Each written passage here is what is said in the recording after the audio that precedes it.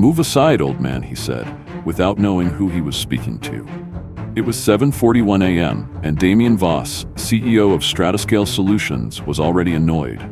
His driver had taken a wrong turn. The morning traffic was crawling like glue, and worst of all, he hadn't had his double-shot flat white yet. He stormed into Black Ember Cafe, designer coat flapping behind him like a banker's cape. The place was buzzing with suits, juniors, and interns. But in front of him, right at the espresso station, stood an old man, hunched slightly, wearing a charcoal coat with a worn-out collar. He held a cane and studied the menu like he'd never seen coffee before. Damien exhaled loudly. "For Christ's sake," he muttered. The barista gave a nervous smile. "Can I help the next in line?"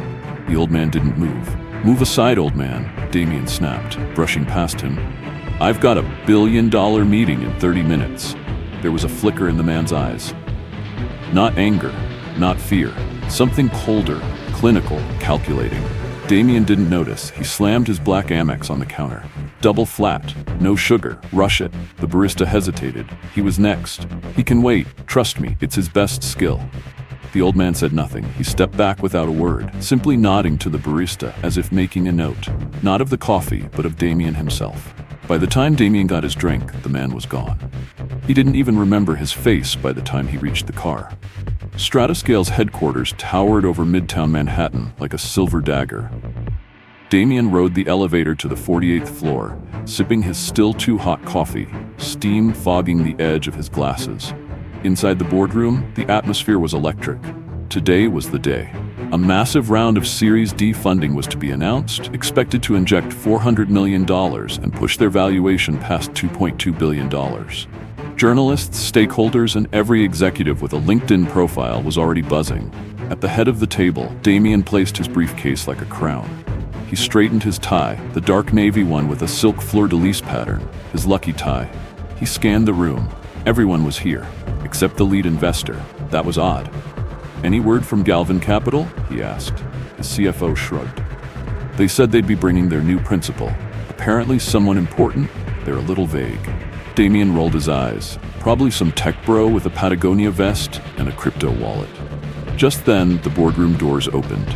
In walked a man, older, slower, holding a cane. Damien's breath caught in his throat. The same man. The coffee line. He looked different now. Straighter. Still quiet, but with presence. He wore a tailored three-piece suit. Subtle pinstripe, pocket square, vintage gold watch. His hair combed back like a retired senator. And behind him trailed two junior associates from Galvin Capital, their expressions nervous like interns escorting a god. "Apologies for the delay," the old man said smoothly. Traffic was a bear. His eyes locked with Damien's, not a flicker of recognition. But Damien knew. Oh, he knew. The old man extended his hand to the board. "Name's Everett Cole, principal partner, Galvin Capital." A deadly, thunderous pause. Then applause erupted. Executives scrambled to their feet. Damien stood last. His mind was screaming. He had insulted the investor. In public, with witnesses. This couldn't be real. It was real. The meeting began. Everett Cole sat across from Damien, a calm smile resting on his lips like a glass of scotch, still but full of fire. Every slide, every data point, every profit forecast, Damien presented them all with the enthusiasm of a trapped animal. Sweat slid down his back. He made eye contact only with the projector, not with Everett. Halfway through the pitch, Everett raised a hand. "Mind if I ask something?" "Of course," Damien replied, voice tight. "You mentioned in your culture slide integrity, humility, and empathy. Tell me, Mr. Voss, how do those values play out, say, in a coffee shop scenario?" Dead silence. The executives laughed, some nervously, some awkwardly. Damien forced a smirk. "Just an example, Mr. Cole. Not every morning is perfect." Everett leaned back. "Indeed. And yet we are the sum of our unscripted moments, wouldn't you say?" Damien nodded slowly, feeling the room turn colder. After the meeting, Damien approached Everett. "I had no idea who you were this morning," he said. "I know," Everett replied. Damien hesitated. "I'd like to." "No need to apologize," Everett said softly. "But do understand, leadership isn't proven in presentations. It's proven in the moments no one's supposed to see." Then he walked away. No drama, no threats. Just a warning wrapped in silk. That afternoon, Galvin Capital's internal press release leaked. They would delay final investment approval by 2 weeks. No reason given. But Damien knew why. 2 days after the board meeting, Damien received a private message on his secure server. Subject: character audit. From dat.galvancapital.com. Attachment: a single video. He clicked it. It was security footage from Black Ember Cafe. The audio was clear. "Move aside, old man. He can wait. Trust me, it's his best skill." Damien's stomach turned. He slammed the laptop shut as if that could erase the past. It didn't. The next morning, 2 board members requested a private lunch. They spoke in soft, careful tones. Words like reputation, optics, and executive realignment floated across the table like daggers disguised as dialogue. Damien felt the walls closing in. The investment wasn't just delayed. It was being dissected, audited, reconsidered. Meanwhile, Everett Cole? Silent. Vanished. He didn't answer emails, didn't show up at networking events, didn't even acknowledge Stratascale publicly, which made it worse. No news was the worst news. By the end of the week, the company's internal Slack was full of rumors. "He's getting pushed out. Cole's going to tank the round on purpose. I heard he was rude to someone important." Damien walked the office like a ghost. His assistants avoided eye contact. His executive VP, formerly his college roommate, stopped sitting beside him in meetings. By Monday, he'd lost 2 major clients, both citing uncertainty in direction. He called Everett, voicemail. He emailed, bounced. He even waited at the cafe. Everett didn't come. Instead, he's something else. A box. Inside, a coffee cup, porcelain. Black Ember's logo, clean, elegant. And underneath it, a note. "Everyone has a turn in line. Yours is coming." Damien Voss had never lost anything he couldn't buy back. Not contracts, not people, not loyalty. But now, he was bleeding from a wound he couldn't see. He started arriving early, earlier than usual, to meetings, to calls, to the coffee shop. He needed to be seen trying. One morning, he stood in line at Black Ember. A junior employee he recognized was behind him. He let her go first. She blinked. "Are you sure?" He smiled. "Everyone's got their turn." People noticed. Someone posted it on LinkedIn. "Saw Damien Voss at Black Ember today. Let 3 people go ahead. Leadership is humility." The post went viral. Everett didn't comment, didn't like it, didn't even breathe on it. But he saw it, because 2 days later, Damien's office received an envelope. No return address. Inside, a single photo. Damien and Everett, frozen in that coffee shop moment. Damien's face sharp, Everett's expression still. On the back, in pen, "Character is not corrected in public. It is revealed in silence." Then came the leak. TechCrunch published a story, "Inside the Investment Freeze at Stratascale," featuring quotes from unnamed Galvan sources.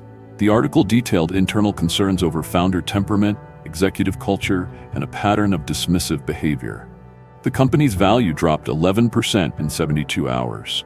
That night, Damien sat in his office, lights off, looking at the city like it was a courtroom. He knew he had one move left. He wrote an email to Everett. Subject line: "Not a CEO, just a man." Body: 3 sentences. "I understand now. I don't want a second chance at the deal. I want a second chance at the man I should have been." He hit send, closed the laptop, and waited.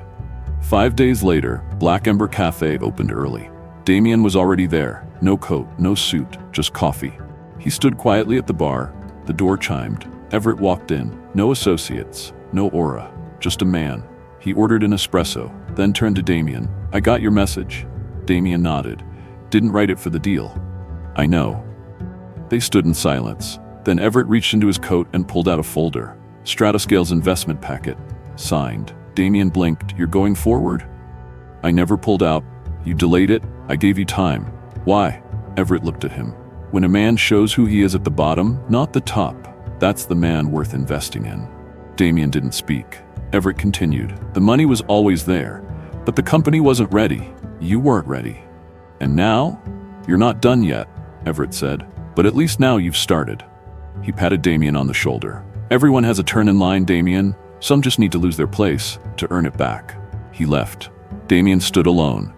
But this time, it didn't feel like failure. It felt like day one. 5 days later, Black Ember Cafe opened before sunrise. The city was still stretching its limbs, but inside the cafe, Damien sat near the back window with a cup of black coffee. No cream, no sugar, just bitter and honest, much like the days he had recently endured. He wore no tie, no watch, no image-guarding accessories. Just a plain navy coat and a quiet stillness. His face was less tense now, less composed even, but more human.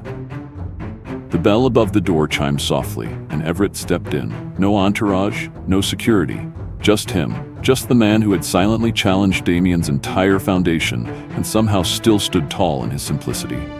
He ordered an espresso, his eyes scanning the cafe with practiced ease before locking with Damien's. Neither man flinched. Everett walked over and sat down across from him. For a second, they didn't speak. The air carried the scent of roasted beans, but between them hung a silence full of questions and unspoken truths. "I got your message," Everett said at last, sliding a folder across the table. It was sleek, unbranded, held together with a single black clip. Damien didn't reach for it. "I didn't send it for a deal," Damien replied. His voice was low, honest in a way it hadn't been in months. "I know." Everett's face didn't move. "That's why I came." The folder stayed untouched between them like a line drawn in dust. Damien's fingers hovered, then pulled back. "So what happens now? You tell me," Everett said plainly. "Because what I saw that day, in that coffee line, wasn't just arrogance. It was disconnection. You weren't there to see the people around you. You were too far above." "I was under pressure," Damien mumbled, but it rang hollow. He knew it, and so did Everett. "I've been under pressure my whole life," Everett replied calmly. "Pressure doesn't excuse disrespect. It reveals who we default to. You defaulted to entitlement." Damien leaned back. "So this is, what? A lecture?" "No," Everett said, finally sipping his espresso. "It's a check-in, because despite all that, you still have something I rarely see in people at your level. Awareness. You saw it after. You owned it." A beat passed, then another. "The deal?" Damien finally asked, not lifting his eyes from the cup in front of him. "Still on the table?" Everett nodded slowly. "It never left the table, but I wasn't investing in your company when I walked away. I was waiting to see if there was still a man inside the machine. And now," he stood, gently tapping the folder. "Now I think there might be." He turned to leave, but paused halfway to the door. "One more thing," he said, not looking back. "Next time you cut someone in line, make sure you're not cutting through your own future." With that, he left.